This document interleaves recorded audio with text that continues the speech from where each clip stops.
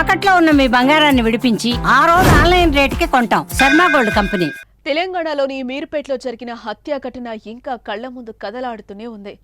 భార్యను చంపి ముక్కలు ముక్కలుగా చేసి కుక్కర్లో ఉడికించిన దారుణ ఘటన మరువక ముందే ఇదే తరహా ఘటన బెంగళూరులో వెలుగు చూసింది. ఓ భర్త భార్యను చంపి ముక్కలుగా కోసి సూట్ కేసులో కుక్కాడు. అనంతరం అత్తమామలకు ఫోన్ చేసిన ఘటనా వ్యవహారం ఆలస్యంగా వెలుగులోకి రావడంతో బెంగళూరు ఒక్కసారిగా ఉలిక్కిపడింది.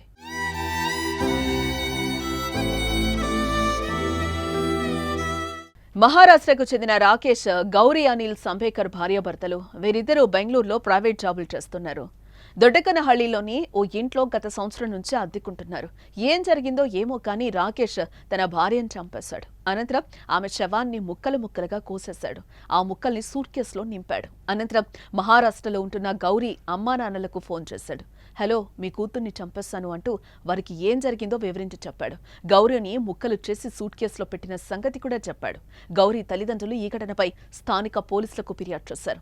వారు హులిమావు పోలీసులకు సమాచారం ఇచ్చారు. సమాచారం అందుకున్న హులిమావు పోలీసులు సంఘటన స్థలానికి వెళ్లారు. అక్కడ సూట్ కేసులో గౌరీ శరీర భాగాలు వెలుగు చూశాయి. వాటిని పోస్టుమార్టం నిమిత్తం తరలించారు. కేసు నమోదు చేసుకుని దర్యాప్తు చేపట్టారు. రాకేష్ కోసం అన్వేషిస్తున్నారు. రాకేష్ పోలీసులకు దొరికితే భార్యను ఎందుకు చంపాడో తెలుస్తుందంటున్నారు పోలీసులు.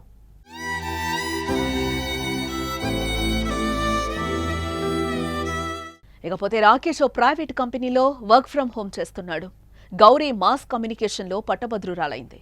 ప్రస్తుతం ఎలాంటి ఉద్యోగం చేయడం లేదు. ఈ క్రమంలోనే ఇద్దరి మధ్య తరచుగా గొడవలు జరిగేవి.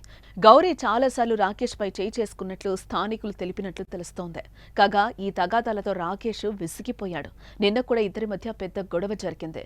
తీవ్ర వాగ్వాదం చెలరేగడంతో రాకేష్ గౌరీ కడుపులో కత్తితో పొడిచాడు. ఆ తర్వాత ఆమె గొంతు కోసి హత్య చేశాడు. మృతదేహాన్ని ఏం చేయాలో పాలుపోక ఒక పెద్ద ట్రావెల్ సూట్ కేసులో దాచిపెట్టి బాత్రూంలో ఉంచాడు. జరిగిన విషయాన్ని గౌరీ తల్లిదండ్రులకు ఫోన్ చేసి చెప్పాడు. అనంతరం అక్కడి నుంచి పారిపోయినట్లు తెలుస్తోంది. ప్రస్తుతం కేసు నమోదు చేసుకున్న పోలీసులు దర్యాప్తు చేస్తున్నారు.